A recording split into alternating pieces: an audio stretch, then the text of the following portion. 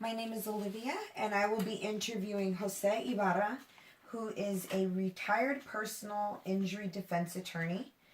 And I'm interviewing him because I've always found his background story and how he got to where he is at now to be very interesting. So, to get to know you a little bit better, where are you from originally? I'm from San Antonio, Texas, born and raised, and except for a few stints that my family did as migrant workers to the Midwest and to the West Coast, I have lived primarily here in San Antonio. Okay, so how many siblings do you have? And are you the oldest, the middle child, or the youngest? Well, I'm 68 years old, just celebrated my birthday not too long ago. Congratulations. Thank you. I am the youngest of all of them, and so you can imagine we're all getting up in age. So, what exactly made you want to be an attorney? Well, that's a long story. I'll try to keep it as short as I can. Going to high school here in San Antonio, Texas, I went to a high school where I was in a class of over 400. In my class, I graduated in the top 1/4 of my class. I thought I did pretty good, but in my exit interview with the counselors, they looked at my scores of the standardized test and they said, looks like you'll be a good auto mechanic or maybe join the military, but don't go to college because you'll never make it. So I said, okay. I trusted them. I believed them. My parents always told me they know what they're doing. They know what they're saying. So I didn't become an auto mechanic and I didn't go to the military, but I got a job at a retail store. And back in 1967, the technology wasn't there that there is today. There were no scanners, and so what I was responsible for was getting the machine and punching all the prices on the shirts that came in boxes of 12. I did boxes and boxes and boxes of shirts. After a while, I said, this is not for me. And I saved up my money, and I applied for and got accepted to San Antonio College, where I spent a semester there. I really liked the idea of thought processes. So a friend of mine said, "Hey, you can apply and get accepted to on this program at Orlando Lake College." So sure enough, I did, and I graduated from Orlando Lake College. I was a social worker for a couple of years, first with the elderly, working with the elderly, and then with the youth. As much as I liked it, it still wasn't what I wanted to do. And I thought and I thought and I thought about it. And if some friends of mine said, hey, you should apply to law school. And so I did. And lo and behold, I got accepted to law school. And the rest is history. Well, I'm glad that you saw your full potential, even though others did not. Well, that's very interesting to say that because it was not an easy thing to come to the realization. Okay, so describe your childhood and what were you like as a kid and what was life like growing up for you? Well, I grew up in West Side San Antonio. It's a rough neighborhood, a lot of gangs, and a lot of times you had to fend for yourself. You had to stand up for your rights. Right away you had to make your mark known, who you were and what you stood for. Lessons of life.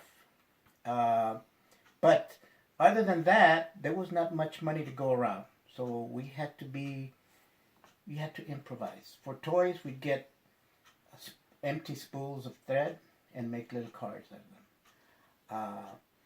I would just do whatever I needed to do to do what I had to just get by. But it was rough. It was tough. I can imagine. So I know that you had mentioned earlier that you were a migrant worker. So what was it like working in the field? It was tough. If you've never worked the fields, you should. For the very reason that it gives you a new perspective of life. Days were long. You got there to the fields before the sun came up. You left after the sun went down. You were working sometimes in extreme heat, over 100 degrees, or sometimes in extreme cold, especially in the morning. There were no porta potties. It was difficult, and I feel for especially the women who had to go to the bathroom. Back then there were planes going overhead spreading pesticides. We didn't know. So, but those are kind of the conditions we had to live in. So, as a migrant worker, I'm sure you had to travel a lot into plenty of different places. What are some of the places that you traveled to, and which was your favorite place? Well, my best unfavorite place were the cotton fields of Texas. Thank goodness for mechanical cotton pickers, because that was back-breaking and it was tough. My favorite place was California, especially around San Francisco Bay Area, because it was nice and cool. Right. We'd pick strawberries and I could eat them. So that was my favorite place. That's your favorite place. Yes. So, what were your parents like? Well, my parents were meek and mild. They were very humble. They always managed to put food on the table, no matter what it was. But we had something to eat. And they were always thinking of their kids. And they were very gracious about it. They made sure that we got a good education. And most of us did. Well, see, that explains a lot as to why you have such a caring, giving nature and wanting to give back so much. So then brings me to my next question. What are some of your fondest memories? Are you talking about childhood or about anything? Anything. One of my favorite is, I remember before I went, or when I was in undergraduate school, my father sitting at the kitchen table, and telling me, "Son, I'd like for you to be an engineer, because engineers build bridges. Or be a teacher, because they educate the kids. Or be part of the clergy, because they help save souls." He says, "But never, ever, ever be an attorney." And that was before I decided to become an attorney. Right. And he said, "Because they get the guilty off." I said, "Okay." So I had graduated from law school, and I was working, and I was sitting with my mom, and I was explaining to her the things that I was doing. At that time, I was working with the U.S. Department of Labor in Dallas, prosecuting child labor violations, overtime violations, and other labor-related laws. OSHA, MSHA, those types of things, protecting the workers. So I was explaining to my mom the cases that I had and the results that I was getting. Right. And she's looking at me stunned, and she says to me, "Have you told your dad?" I said, "No." "You should." It didn't dawn on me, Right. but the impression he had of attorneys, she wanted for me to implant in his mind. And sure enough, I did, and he was taken back. Of course. I mean, he was impressed and was able to see the other side of what it was like to be an attorney and what it's like to do good for people, because not all attorneys are bad. Let's hope.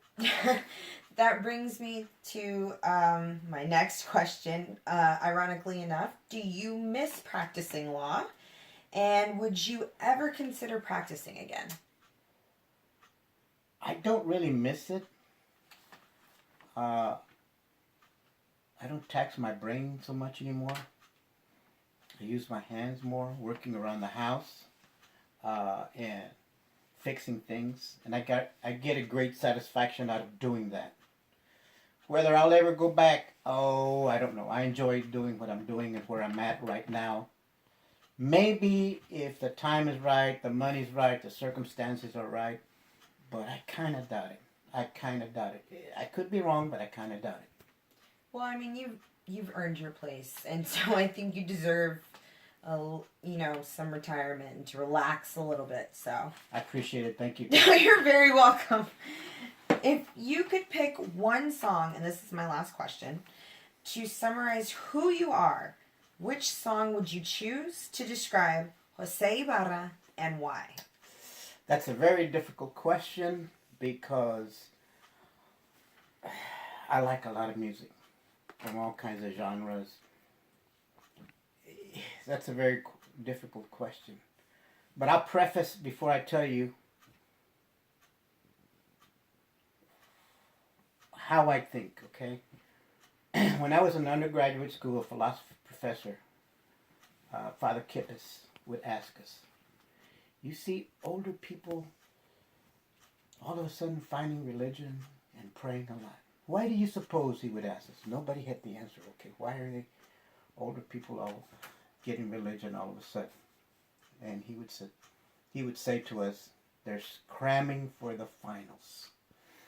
So it didn't really make that much sense to me. But now, these days, I wake up in the morning and the first thing I do is I'm very grateful for another day of life. I don't take it for granted. I'm very thankful. So in answer to your question, the song that I would think best describes me now, as opposed to in my earlier days, is a song from the play. It's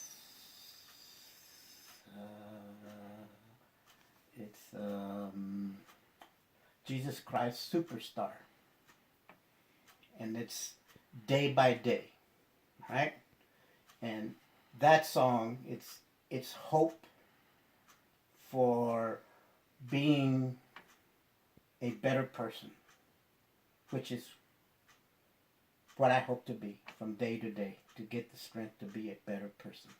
And I think and I hope that best describes me. I think it does. I mean, honestly, I wanted to conduct this interview because you personally have inspired me to not only just go back to school, but the fact that I know that if you can do this, I can also do this, and that through persistence and if I just strive to attain my goal, I too can achieve hopefully as much success as you have. Don't ever, ever, ever let anybody tell you can't do it. If you got it in your heart, you can do it. If I can do it, you're right. Anybody can do it. Well, I enjoyed this interview and I appreciate the advice you just gave me. Likewise. Thank you. You're very welcome.